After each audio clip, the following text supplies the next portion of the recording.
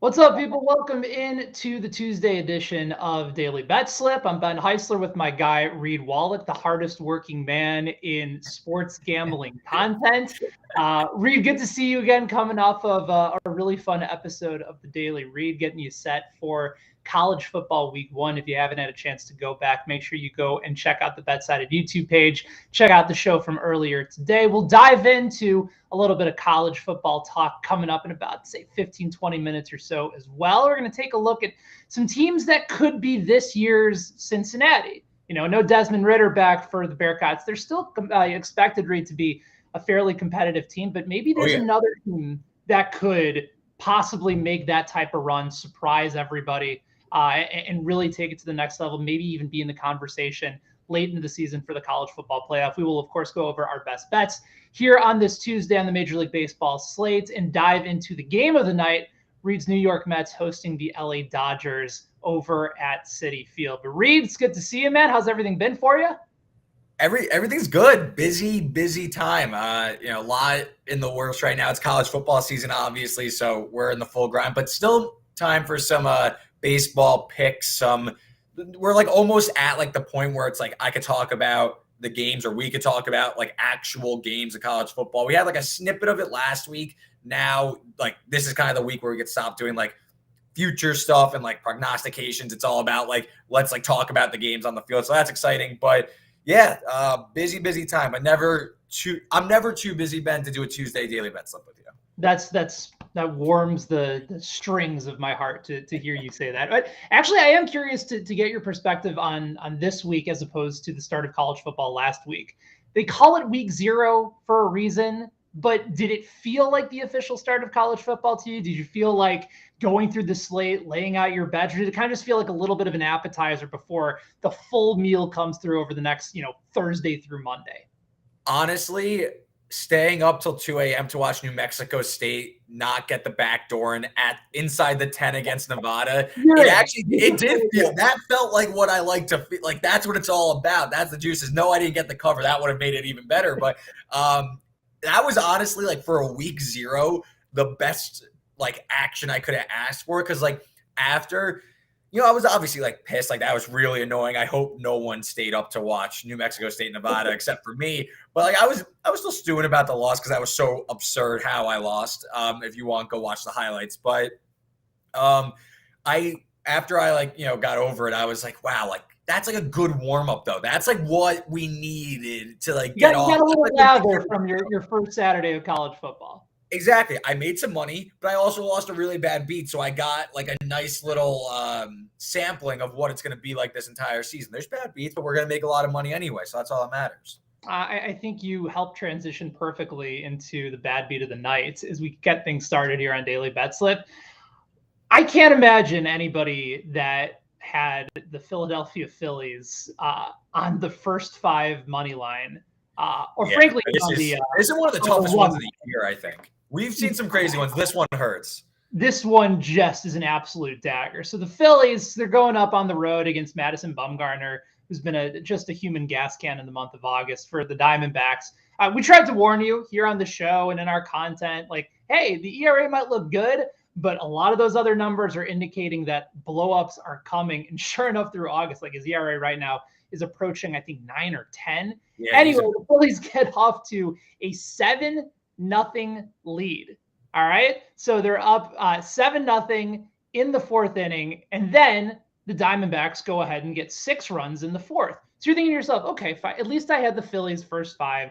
I'm probably okay. Nope, not anymore. Back-to-back 6-run innings allowed by the Phillies, both in the 4th and then in the 5th.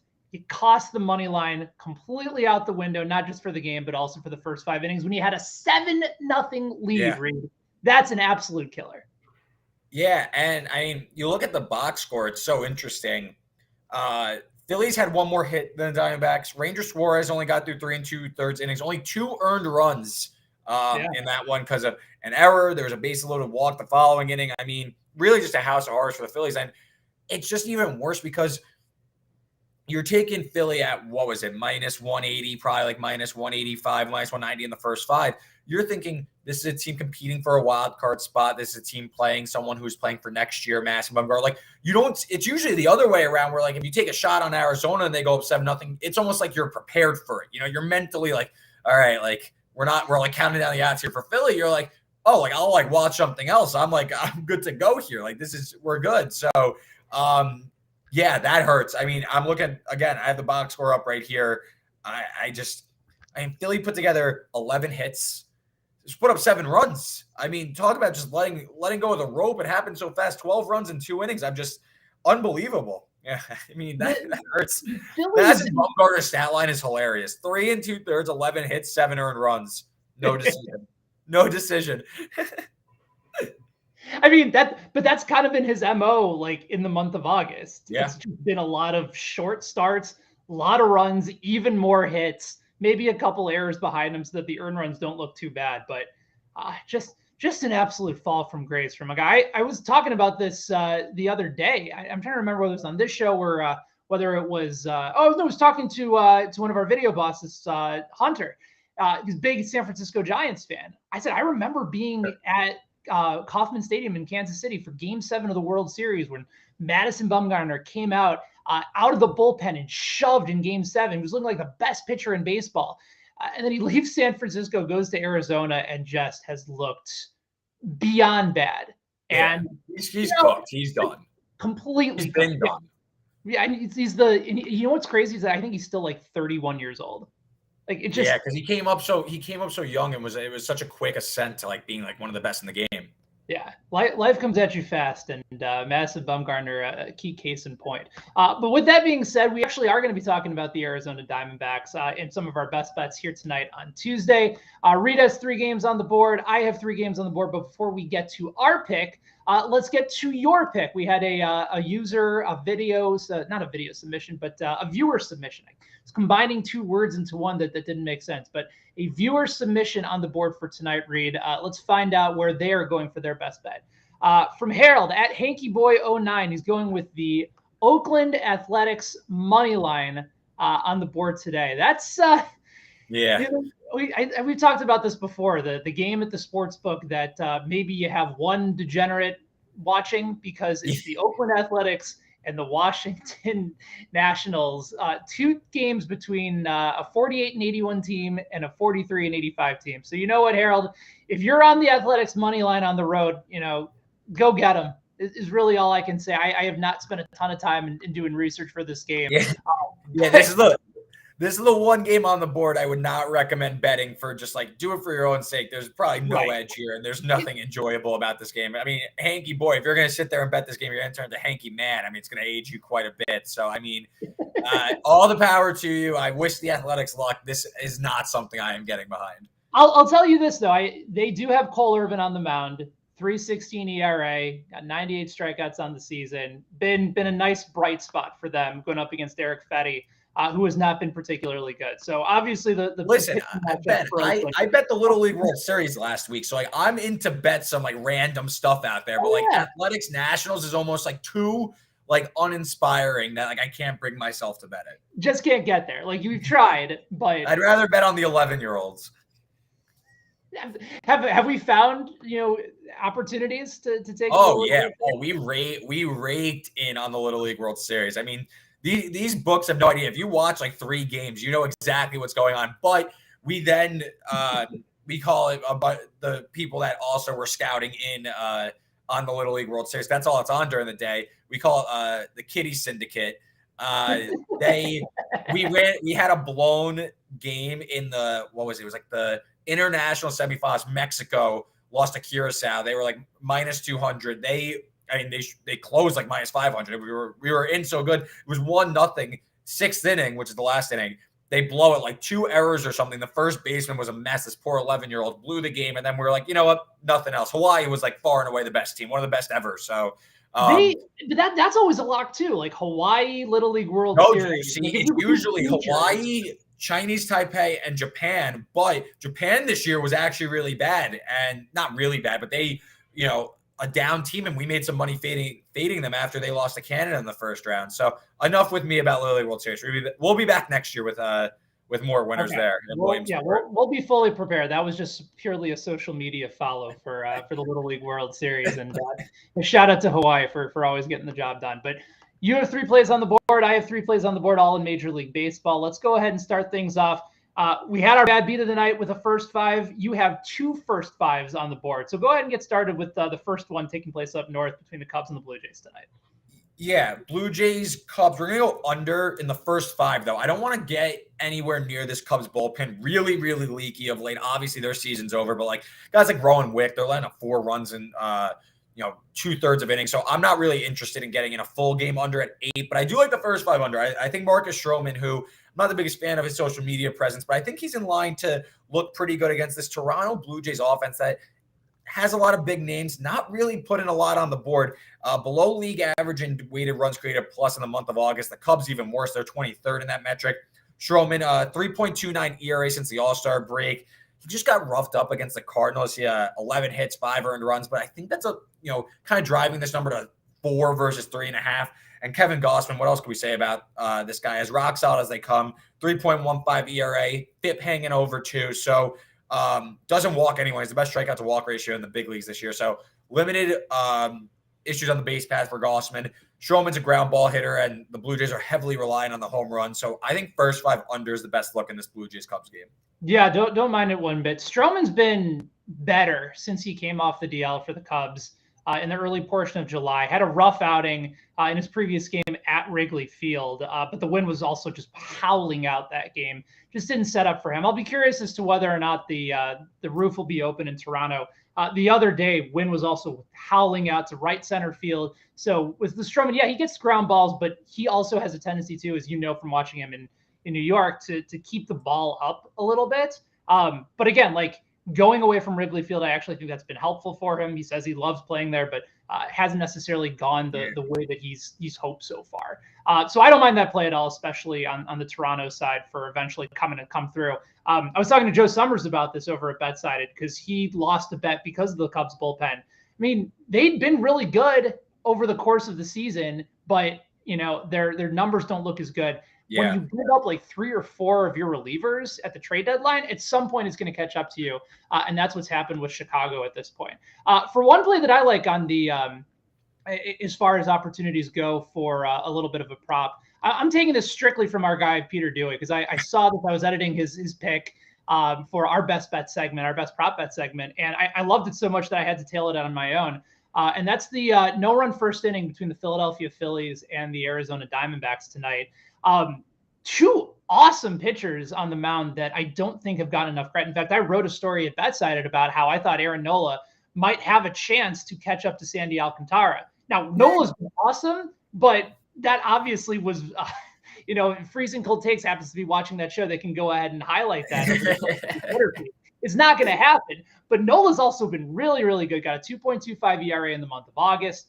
Gallen has a 27 1/3 inning scoreless streak. That's the 5th longest by an Arizona Diamondbacks pitcher in history. He's given up 2 runs total in the month of August. And you can get this one right now at -140. I think the key is trying to make sure that the Phillies don't get off to a rough start. But when you're going up against Gallen, who's also been terrific at home, this feels like it's a good opportunity to go ahead and ride with 2 really good pitchers at a very reasonable price. Yeah, I can't hate it. I mean, listen, also I laughed at the Aaron Nola take. You're not wrong necessarily. It's just, really someone's sitting with a Sandy Alcantara ticket, and after he got roughed up by the Dodgers 2 weeks, or wasn't it a week and a half ago, and people were like, well, Tony Gonsolin's got a shot to Cy Young. First of all, he never did. He never did. That was a made up myth that people were trying to start. And then Sandy just comes back the following week against the Dodgers, and people are like, this is a big start for Sandy Cy Young case. Now he just threw a complete game, 3-hitter against the best team in baseball. So I'm sorry. That door has shut. No offense to Aaron Nola. That's more of a Tony Gonsolin slander than anything. Right. No, that's perfectly reasonable. And I think I'm going to end up too this year probably having tickets on the runners up in both Cy Young awards. I jumped in on Dylan Cease 2-3 weeks ago when he was neck and neck with Verlander. We should talk about that soon. Verlander thing.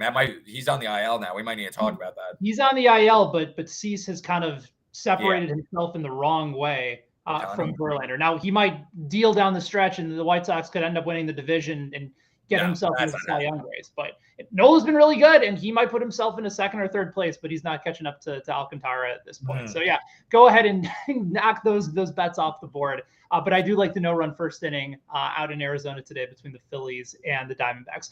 You got another first five on the board today. Who do you like? Yeah, I'm doing the split first five and full game bet because I do want full game exposure on the Pittsburgh Pirates, but I know that their bullpen is also terrible, so I don't want to lose another tough beat. So I'll go first five on the Pirates. I think multiple times on the show this season, I bet on Mitch Keller. I know the ERA doesn't look great, 4.34 ERA, but the Brewers' offense is just dismal this season. They're hitting 220. Keller has some underlying regression heading his way as a FIP under 4. And now we're getting Jason Alexander, who's coming off the IL, hasn't pitched since in over a month. His ERA is 5.26. Even before the injury, he hadn't gone more than 4 innings. So Alexander was trending towards the IL. Maybe he got healthy, maybe he didn't. But the sample size is there that this guy isn't very good. He's laying minus 175 now on a Pirates team that is hitting just as good as the Brewers offense. So the Brewers also, they use their bullpen ace now that Hader's gone, and he's terrible too. Devin Williams, he pitched 26 innings last night, so he's probably going to be unavailable. This Pirates offense, they have pop in their bats. It's hit or miss. I mean, O'Neal Cruz is starting to find it. Brian Hayes is all right. So maybe this Pirates team shows up. They're hitting just as well as the Brewers. So I'll split the full game and first five money line. That comes out to around plus 137 Pirates. I just think that Alexander shouldn't be laying this price, and the Brewers are falling apart here. They're now 6 games off the pace in the NL Central. They're a game and a half out of the wild card. I just this Brewers team. There's a stench about them. I want to fade them as much as I can. And I know the Pirates record sucks, but I feel like they're sneaky, good. There's talent there. On the right night, if you look hard enough, that's a good team in 3 years. Right. In a couple of years. Also, my roommate is a Pirates fan, so I'm stuck watching a lot of Pirates games. And I'm there's some ball players on this team. They're not Oakland or Washington. They're a little better than that. Yeah. I don't mind the play in the sense that I think Keller has done a much better job than maybe some of his numbers indicate. He has gotten them in a lot of games. O'Neal Cruz right now is just smoking the absolute daylight of the ball. The trajectory out of the ballpark is some of the highest exit velocity in the league. He's been awesome, especially as of late after hitting a rough patch. So I don't mind it. Milwaukee's offense just absolutely pitiful.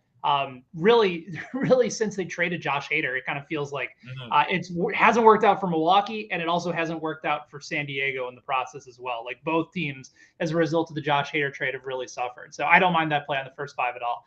Second play that I like for tonight is the Texas Rangers moneyline dogs at home against Framber Valdez and the Houston Astros. And I don't typically like to go against Valdez because he's been terrific and one of the more reliable, consistent pitchers in all of baseball. But a lot of Rangers actually have hit him very well. In particular, Corey Seager, who's hitting .417 against Valdez over the course of his career. And that's a lefty-lefty matchup.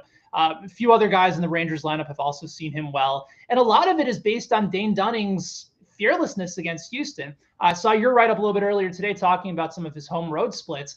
Dunning's been outstanding at home. 321 ERA at home, limiting batting average of 213 against. And in the month of August, he's been really good too with a 3.63 ERA in 22 innings. And I know you're going with the under in that game, but I also think that it's the under kind of sets up well for the Rangers to hang around. I know that the Astros are low total, 7.5. 7.5. The Astros are the best under team in all of baseball just because of how good their pitching has been. But combine that with the Rangers' success against him, with Dunning's success against Houston, I like the Rangers to be live tonight. Yeah, no, it's funny. I went into that game thinking first of all, I love Framber Valdez. He was my preseason Cy Young bet. So I actually think he would be he might get 6th or 7th place votes. You know what I mean?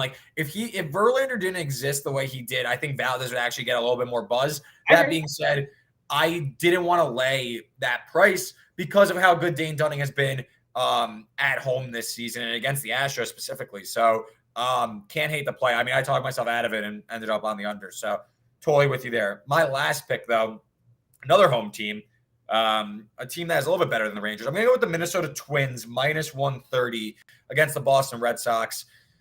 Again, another thing that I've been doing a lot this summer on this show has been taking, basically fading the back end of this Red Sox rotation. Cutter Crawford, I've said it multiple times on the show, it still stands true. He's not a professional baseball pitcher. He's a minor league baseball pitcher.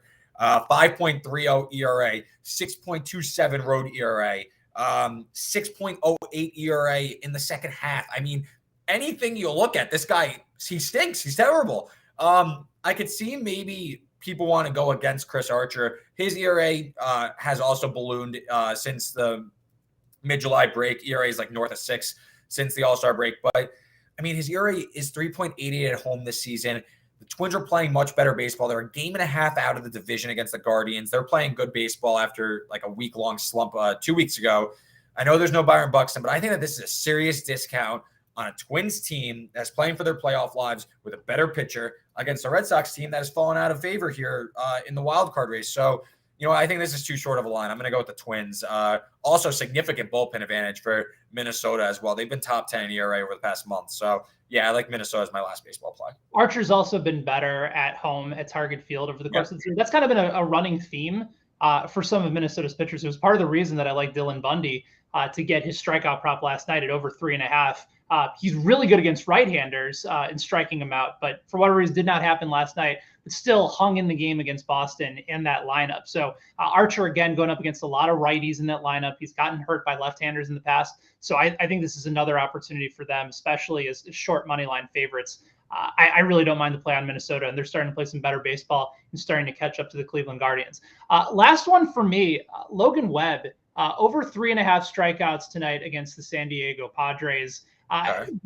Webb's been a guy that at home has nearly been unbeatable. He's had a couple rough starts over his last few outings, but this is always somebody that I tend to trust. I just feel like that number for Webb is far too low. Padres have been free swinging over the month of August. They're going to be very, very thankful that it's going to be over relatively soon. They can try and keep themselves back in the NL wildcard race. But 2.88 ERA at home, been much more dominant over at the ballpark in San Francisco. And also the strikeout rate, about a full strikeout higher at home at just under 8 compared to 6.84 away from home. So Webb 3.5. I know you're giving up a little bit of juice there, but that just seems far too low. I think they're basing it more on his recent performance than his overall numbers.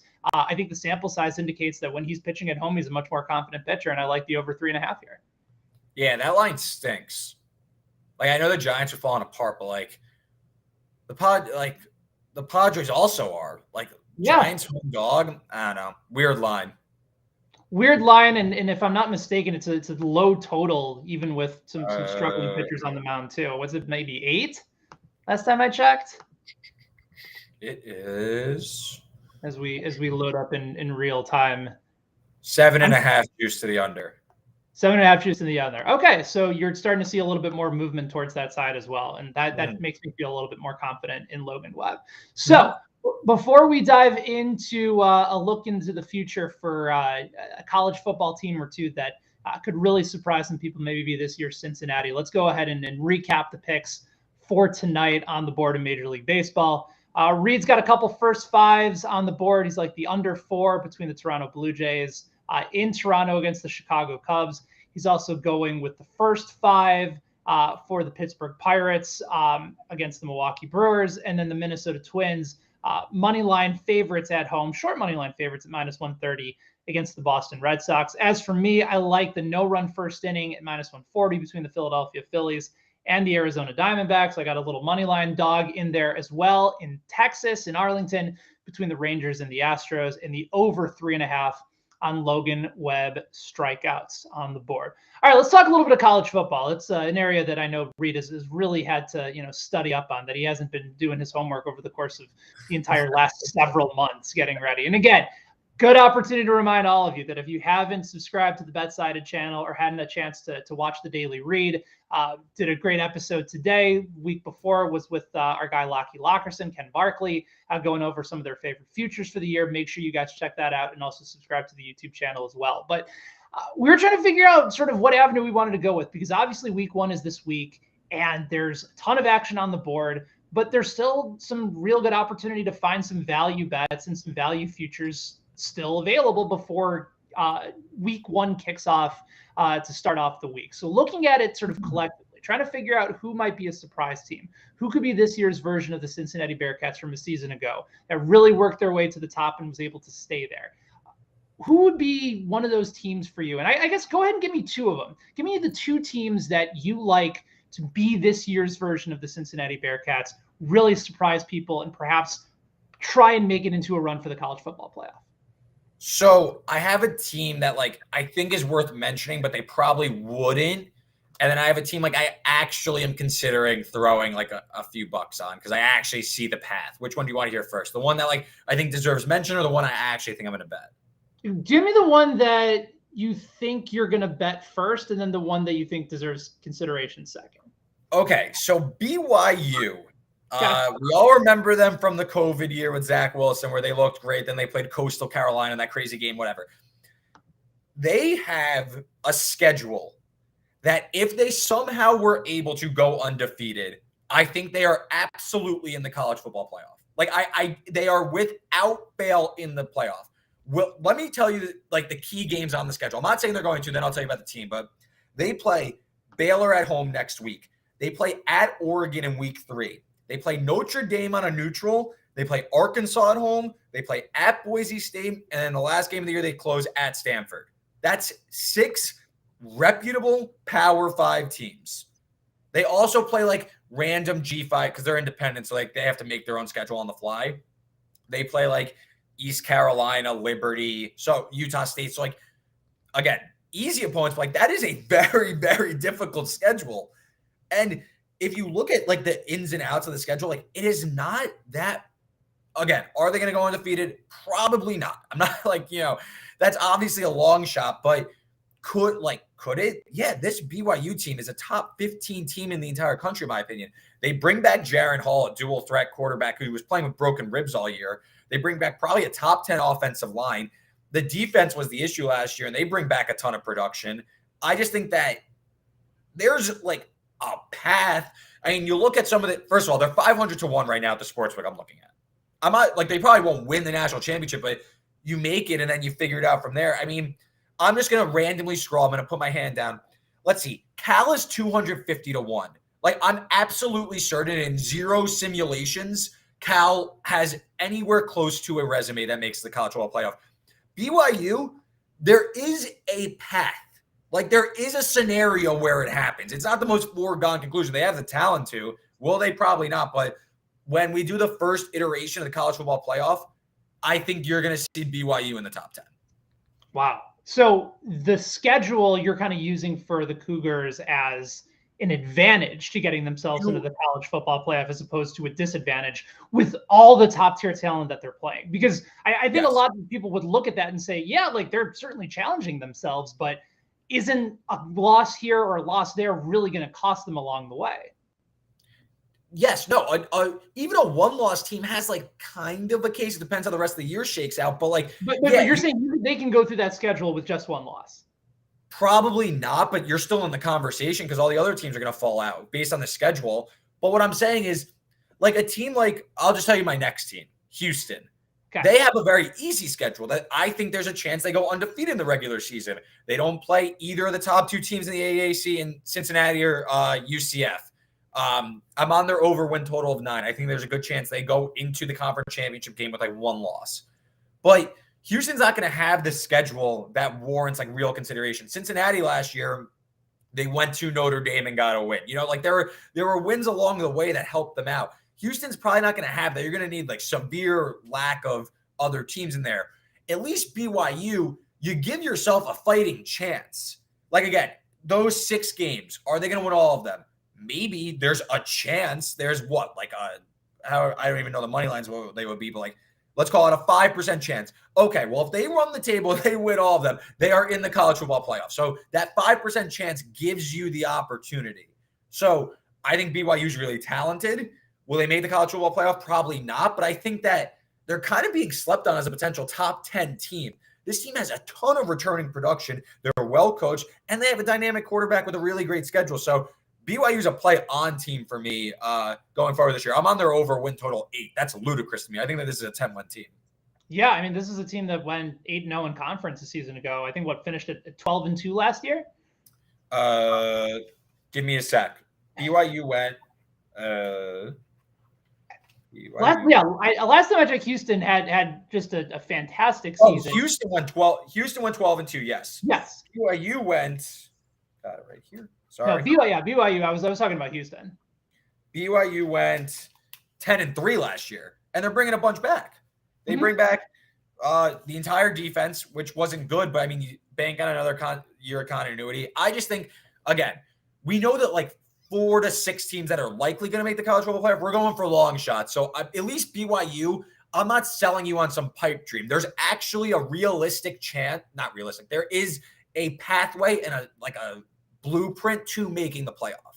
Yes. Oh, I completely agree with. And yeah. I like will they probably not, but again, they're 500-1. Like, what are we doing? Right. Like you're shooting for the moon, and if you miss, at least you're amongst the stars. Like I get the play on Houston quite a bit, and I think, listen, BYU from the perspective of talent coming back, I get the play. I just worry that at some point, it's like Notre Dame a lot of these years. Some way the schedule just catches up to you. And Notre Dame's made the playoff though. Notre Dame has made the playoff. That's what I'm trying to say. They've made the playoff, but this is also Notre Dame compared to Houston or compared to BYU, where BYU will actually. I think BYU there's like a chance. Like there is a better chance than 500-1. Well, I guess that's to win national championship, but you know what I'm saying. Like there's a better chance than the odds indicate that they actually can make the playoff. I think there is a small chance. Okay. But I know the 2 teams you have, because I know what they are. At least like I guess from like an odds standpoint, a realistic standpoint, they I guess have a better chance. So I'll let you give yours. Okay. All right. So let's start with team number 1. And I still put them in this conversation of a long shot sneaking in. Maybe they're not at the same form as Cincinnati, but let's not forget Cincinnati was still starting the season last year. What I think in the top 10, top 12. The same can be said with NC State. Really solid program from a season ago.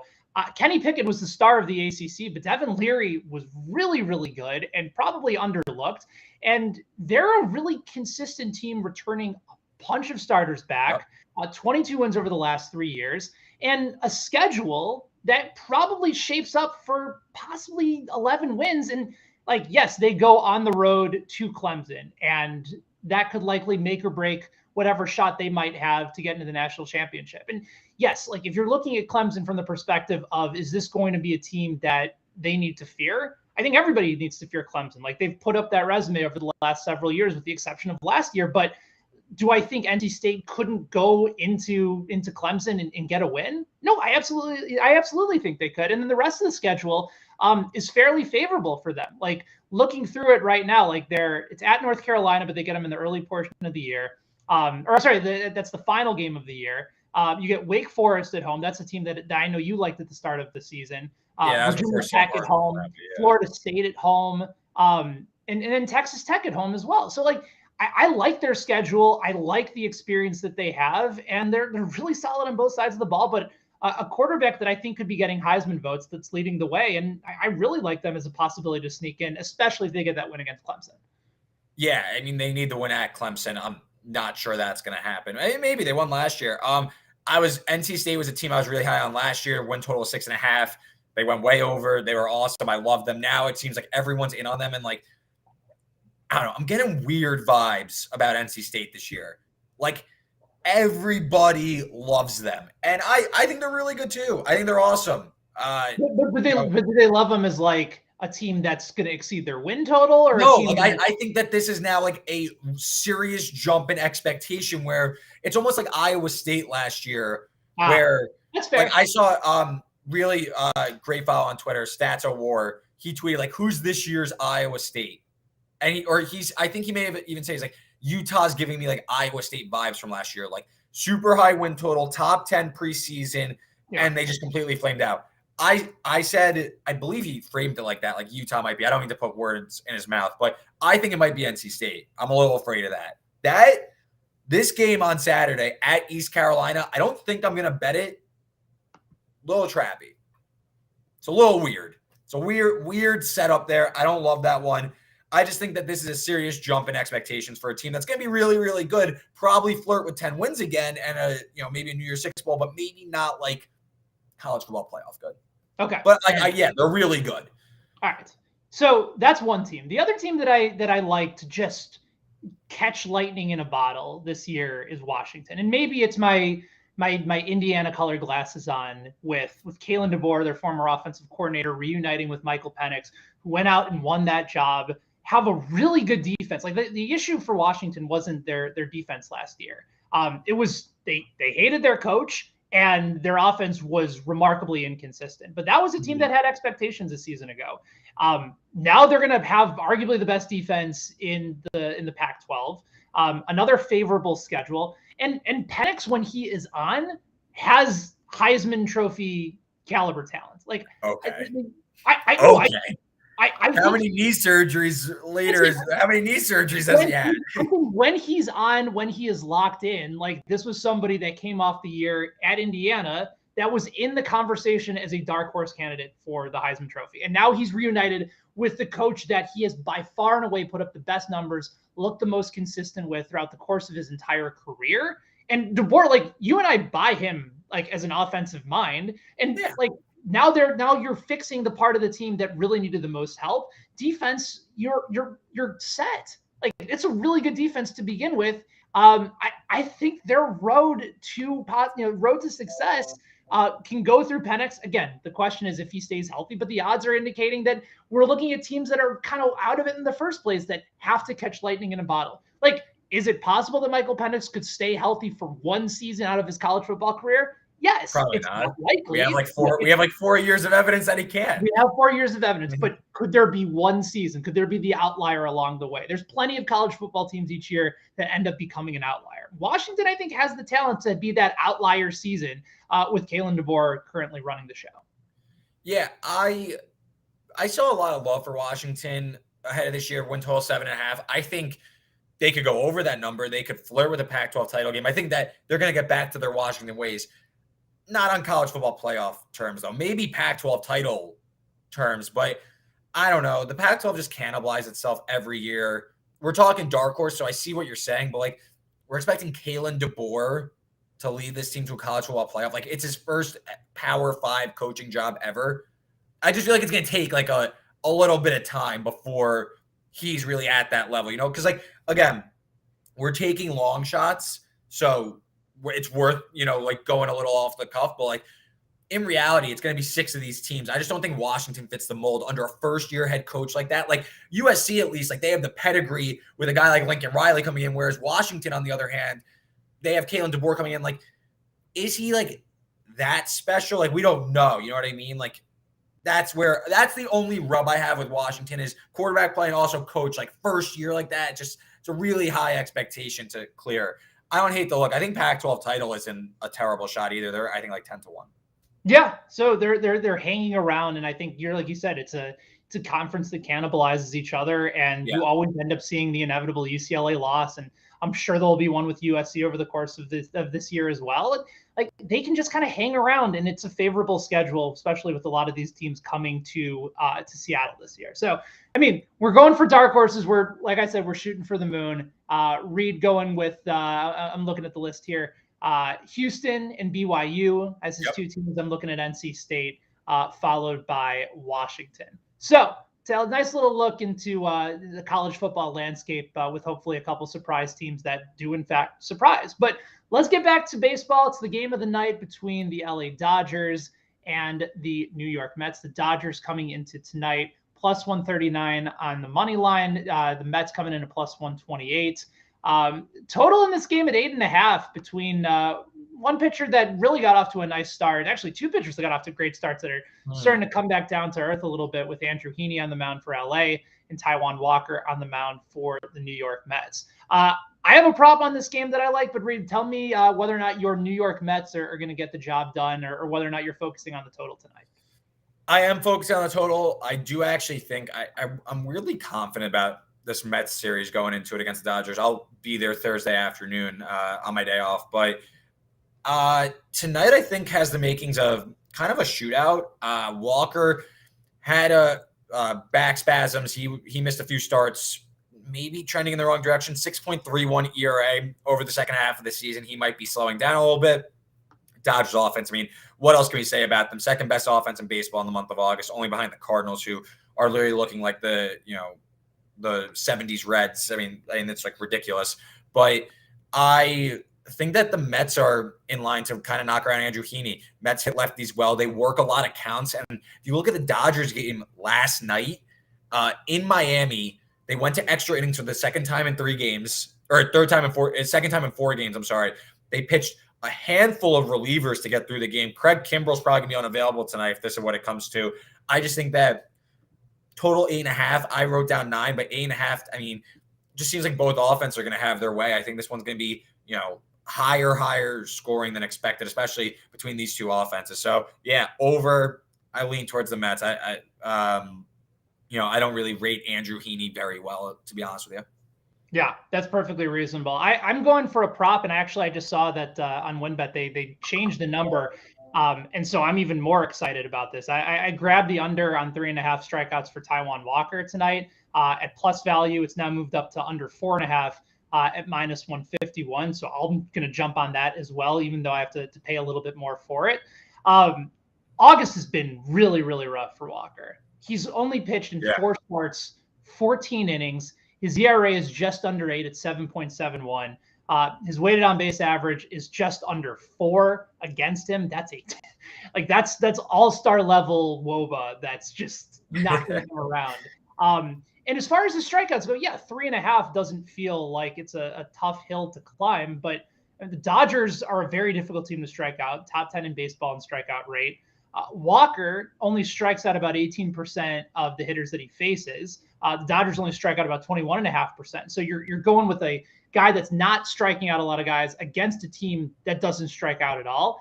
And at home, his strikeout numbers are fairly worse than on the road. He's only having about 6 strikeouts per 9 innings at home. No, it's been bad all year. You're totally right. Bad all year. And considering too, Reed, that he's only averaging less than 3 2/3 innings per start in the month of August, the numbers just don't line up for him to get it done. So if Walker bounces back, it's because the ground ball and the sinker is working for him. He's pitching to contact. He's not going to get a lot of chases from this Dodgers lineup. And yes, they had to travel from Miami to New York last night. It was one of those weird series where they had a Monday game in Miami that came out over the course of the weekend, then come to New York tonight. So maybe they're a little bit tired. It's a West Coast team playing another team on the East Coast.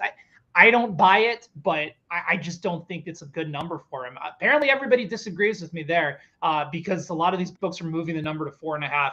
I think that's a great news for me. I love taking the under on this play for Taijuan Walker.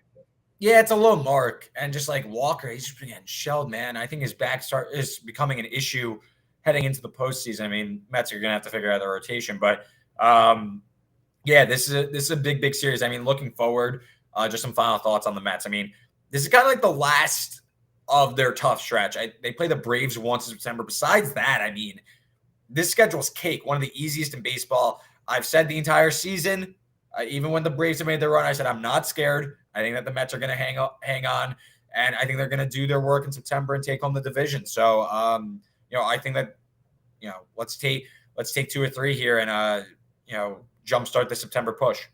Yeah, get plenty of runs because they're going to need it. But you can do it against Andrew Heaney as well. Yeah, should be a fun game. The public, Reed, is going with the Dodgers. They like that lineup on the road against Taijuan Walker. Dodgers minus 138 is the community pick for tonight. So good luck to the community. Reed, I wish you good luck on the New York Mets as long as Taijuan Walker keeps the strikeout prop under 3.5. And that's fine. If he gets over that, then I hope it's just 4 and nothing less, because I'm going to be double dipping on that play for today as well.